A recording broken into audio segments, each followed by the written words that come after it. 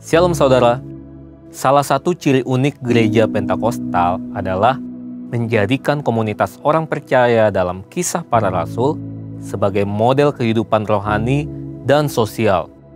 Dalam Voice of Pentecost kali ini, kita akan membahas tentang pentingnya komunitas orang percaya. Bagi insan Pentakostal, amanat agung adalah perintah penting dari Tuhan Yesus yang dijalankan melalui komunitas orang percaya yang dipenuhi Roh Kudus. Seiring waktu, komunitas ini juga menjadi wadah penginjilan di mana orang yang belum percaya dapat merasakan langsung hadirat Tuhan dan mendengar firman-Nya.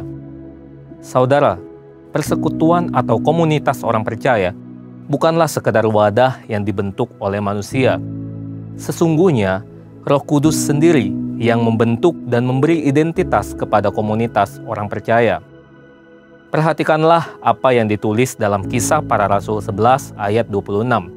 Di Antiochialah murid-murid itu untuk pertama kalinya disebut Kristen.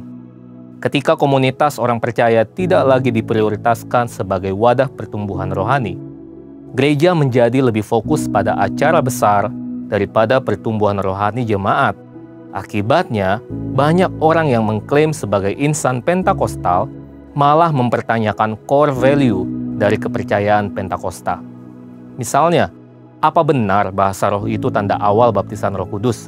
Kenapa penyembahan dalam bahasa roh? Dan lain sebagainya. GBI Jalan Jenderal Gatot Subroto memiliki komunitas orang-orang percaya yang dipenuhi Roh Kudus, yang dikenal sebagai KUL, Community of Love. Komunitas orang percaya ini sangat penting bagi Tuhan dan bagi setiap orang percaya karena yang pertama, berkomunitas adalah hidup dalam gambar Allah.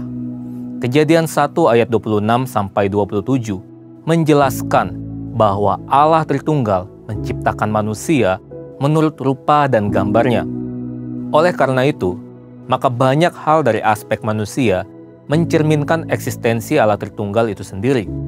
Salah satunya, manusia diciptakan dengan suatu kehausan untuk memiliki komunitas dan tidak hidup dalam kesendirian.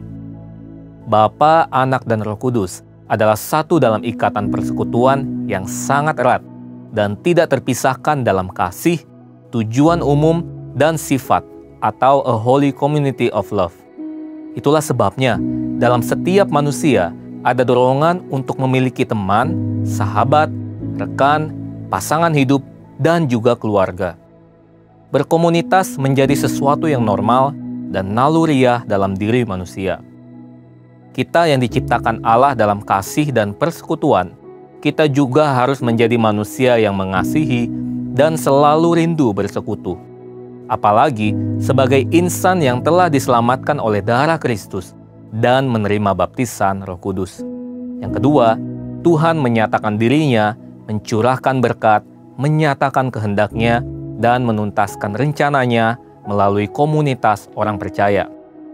Sepanjang Alkitab, Tuhan menggunakan komunitas untuk menyatakan dirinya, mencurahkan berkatnya, menyatakan kehendaknya, dan menuntaskan rencananya.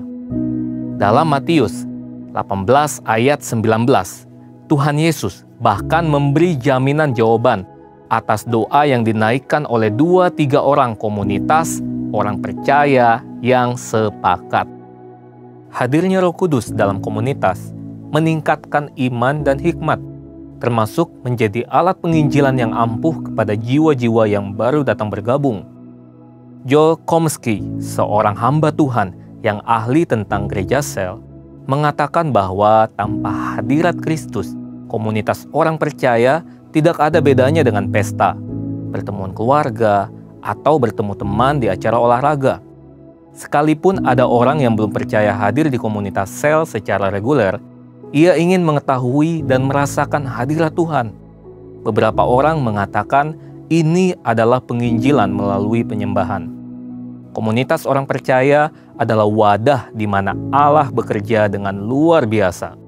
Yang ketiga, Tuhan mendewasakan atau memuridkan murid-muridnya melalui komunitas orang percaya. Yesus Kristus memulai pelayanannya dengan membentuk komunitas sel.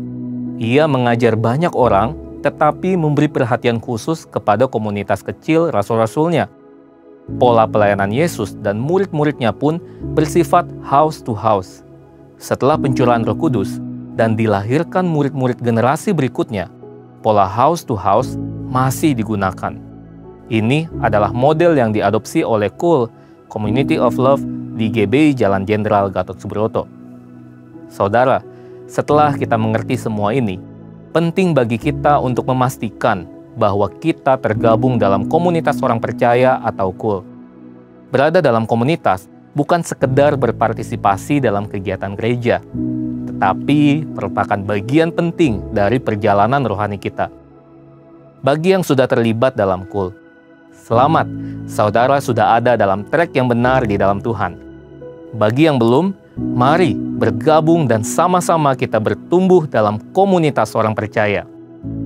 Untuk penjelasan lebih lengkapnya dari tim teologi kami, silakan buka link yang ada di atas atau scan QR Code yang tersedia. Tuhan Yesus memberkati. Hey Indonesia, it's Andy, Sam and Josh from Planet Shakers here, and we can't wait to be with you for Planet Shakers Abundance Tour. Friday, the 4th of July, we will be there at Central International Convention Centre in Bogor.